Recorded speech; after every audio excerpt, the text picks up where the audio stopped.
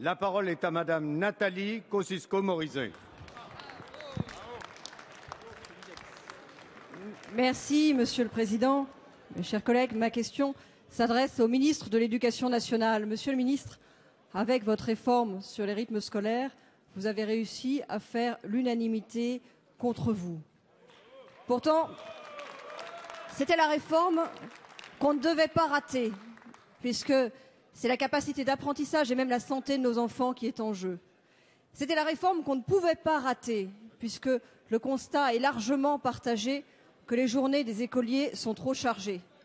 Oui, mais voilà, depuis un constat partagé, vous êtes passé directement à une réforme imposée, et ceci sans concertation.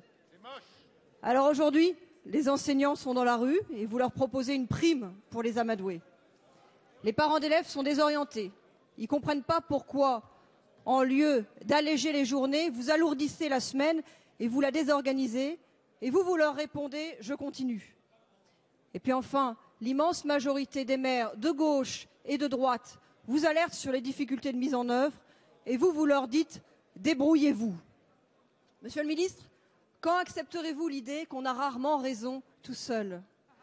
Quand réfrénerez-vous votre penchant immodéré à l'idéologie qui n'a rien à faire avec le calendrier scolaire? Et quand enfin retirerez-vous cette réforme pour laisser le temps à la concertation et à l'étude d'autres solutions, comme par exemple de raccourcir les vacances d'été? Merci Madame. La parole est à Monsieur Vincent Peillon, ministre de l'Éducation nationale.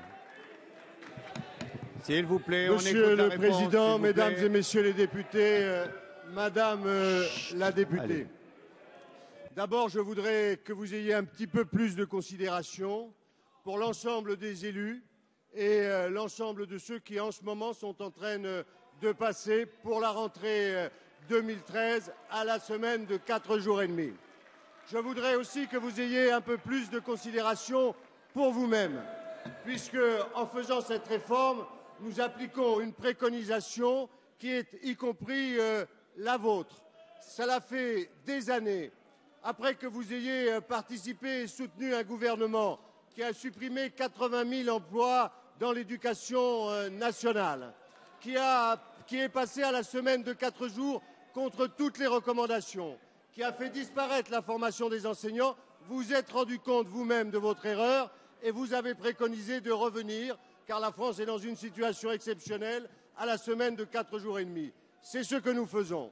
Après des mois de concertation avec l'ensemble des associations d'élus, avec l'ensemble des syndicats, nous commençons maintenant sur le terrain une concertation très ouverte d'ailleurs. On peut choisir de faire la pause méridienne ou le soir. On peut choisir le mercredi ou le samedi. On peut choisir des activités différents. Et tout ça répondait aux demandes qui ont été faites.